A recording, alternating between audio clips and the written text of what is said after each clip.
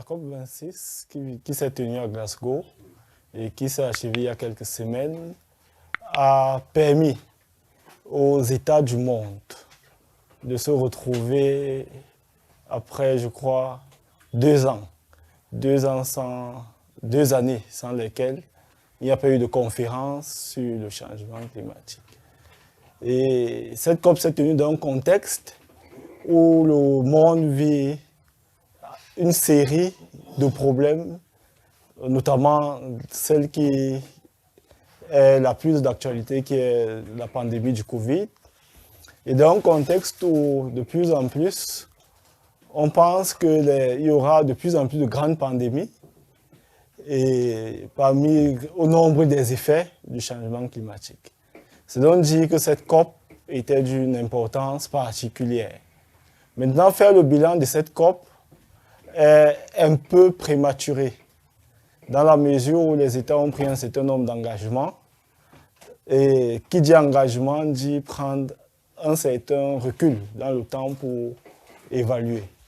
Mais au premier abord, ce qu'on peut dire, c'est que l'objectif des 100 milliards de dollars qui devait alimenter le Fonds vert climat en vue de permettre aux pays en développement de mettre en œuvre leur contribution déterminée au niveau national n'est pas atteint, ce qui reste une grande préoccupation.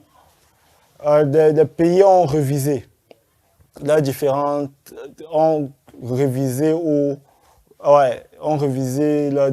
contributions nationales désignées et au regard des contributions nationales désignées, notamment des pays d'Afrique centrale, on se rend compte que le travail a été fait, globalement les objectifs ont été revus à la hausse, sans qu'on nous voie bien ce qui a pu justifier de telles révisions.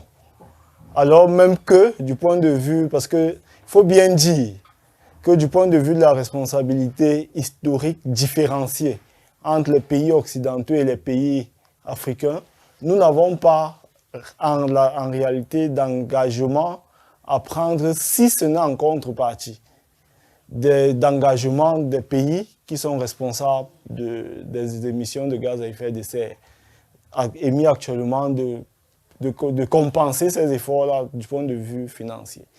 Donc, si je devais me résumer, il y a des nouveaux engagements qui ont été pris. Parfois, on voit des pays en développement qui ont revu leurs engagements à la hausse sans qu'on sache pour quelles raisons. Et enfin, du point de vue financier, les attentes sont encore loin d'être... La première chose, c'est que la société Isacam, qui gère ou alors qui est chargée d'assainir nos villes, est une entreprise économique, une entreprise qui a pour but de faire du bénéfice. Elle n'existerait que parce qu'il y a une économie derrière la poubelle. Sauf qu'elle est payée pour rendre cette tâche. Oui, en fait, maintenant le problème, c'est le modèle économique d'Isacam. Premier problème que ça pose, c'est le problème du monopole. Il y a quand même une gestion monopolistique de l'hygiène publique, d'une certaine façon, par Isacam. C'est juste qu'il y avait d'autres propositions qui étaient rentrées en jeu.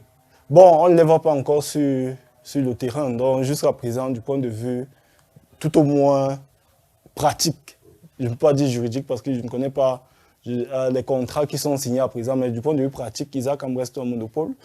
Mais le deuxième problème du point de vue économique, c'est même déjà la question de la gestion concessionnaire. Parce qu'Isacam, en fait, j'ai une concession de service public. C'est-à-dire que les communes ont délégué cette mission de ramassage des ordures à Isacam contre une rémunération en effet. Mais le problème... La rémunération, c'est de qui vers qui? C'est-à-dire que les communes payent Isacam pour venir ramasser des ordures. Ce qui, de mon point de vue, d'un point de vue du modèle économique, ça pose un problème. Parce qu'aujourd'hui, on peut bien constater que les déchets sont un bien économique qui peuvent être rentables. Rentables d'abord parce qu'il suffit de voir la constitution des déchets. dans nos différentes villes, on a principalement des déchets organiques qui sont recyclables en termes de compost. Et on est dans des économies agricoles où on a la recherche d'engrais biologiques. Dans un contexte où on veut passer à une agriculture écologique, je crois que de ce point de vue, les déchets organiques représentent une véritable opportunité. On voit tous les déchets plastiques, déjà qui sont recyclés de manière artisanale, parce que chacun d'entre nous sait que la plupart des contenants qu'on utilise, on va dire quoi, l'économie informelle utilise en général, c'est le recyclage en réalité des déchets plastiques qui ont été utilisés par l'économie plus formelle, quoi. Donc de ce point de vue-là, il y a d'autres opportunités. On voit par exemple toutes les choses qu'on peut faire avec du plastique. Et après, il y a les déchets électroniques et les déchets électroménagers. Eux, ils posent plusieurs problèmes à la réalité.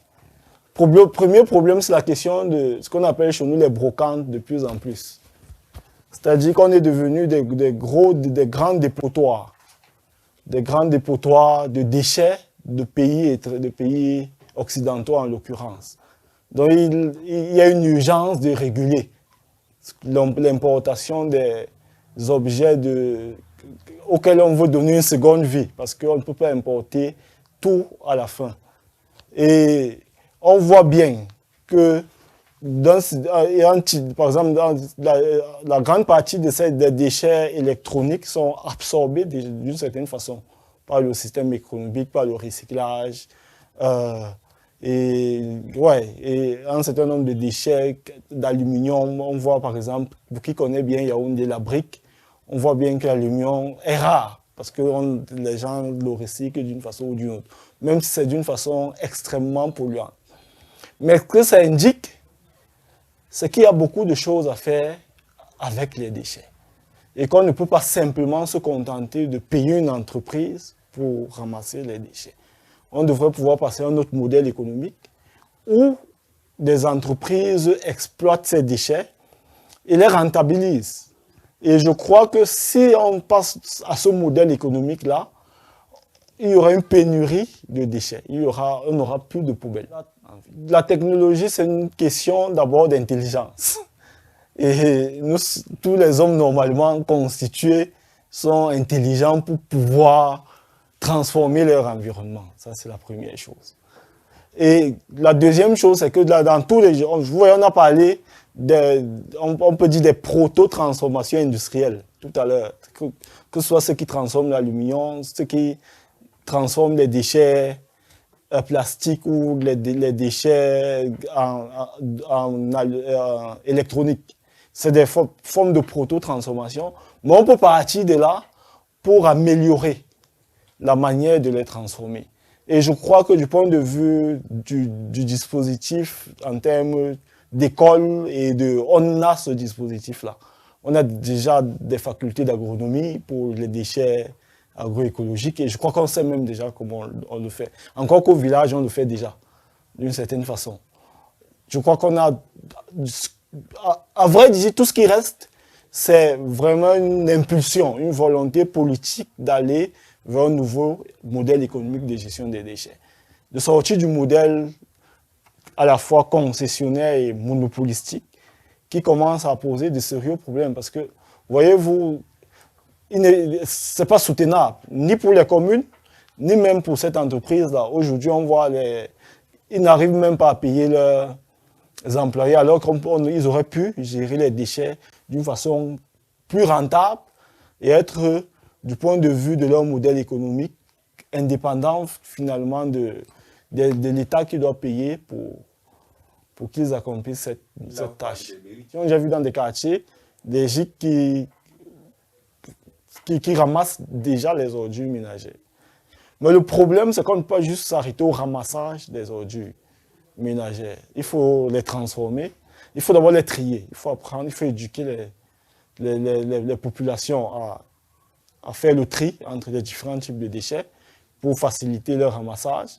Ensuite, il faut envisager la phase de leur transformation ou de leur recyclage.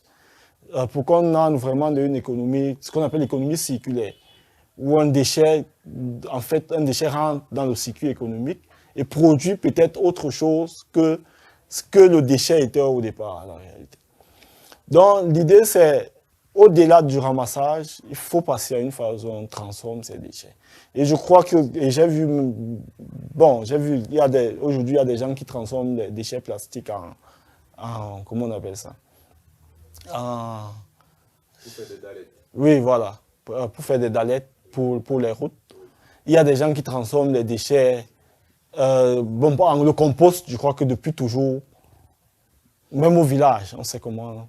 Maintenant, on sait comment le transformer. L'idée, maintenant, c'est de le faire à un niveau qui puisse, à un niveau industriel d'une certaine façon. Voyez-vous, quand on regarde des personnes qui exploitent la poubelle en général, c'est quel type de personnes? C'est des déclassés du point de vue social.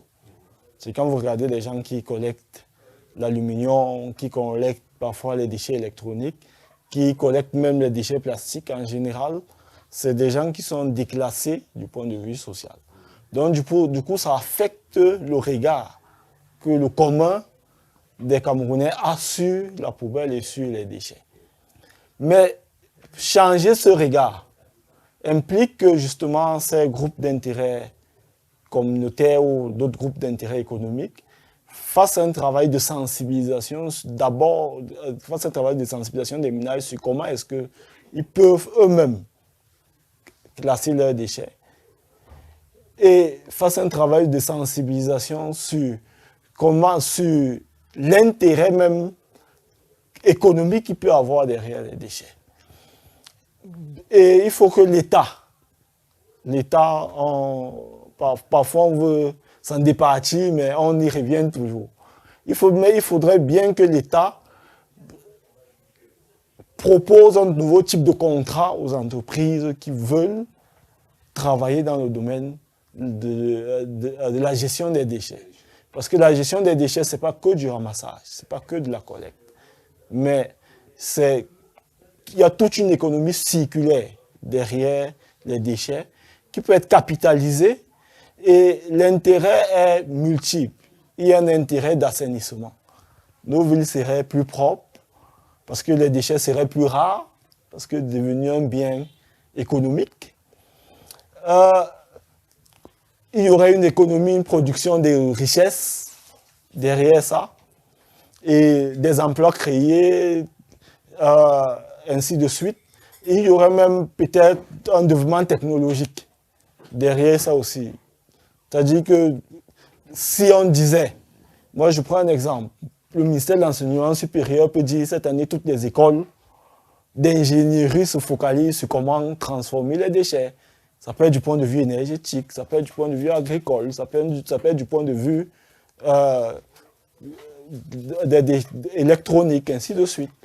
Donc chacun dans son domaine réfléchit, on a des solutions. Après, on lance un système où on peut dire, on prime les meilleurs projets, où on permet aux personnes qui ont fait les meilleurs projets on leur donne un fonds qui leur permet de valoriser le projet qu'ils ont fait à l'école, par exemple. Ça, c'est une possibilité. Et ça, on peut le faire. Parce que je ne suis pas sûr que ça coûterait les yeux de la tête, par exemple.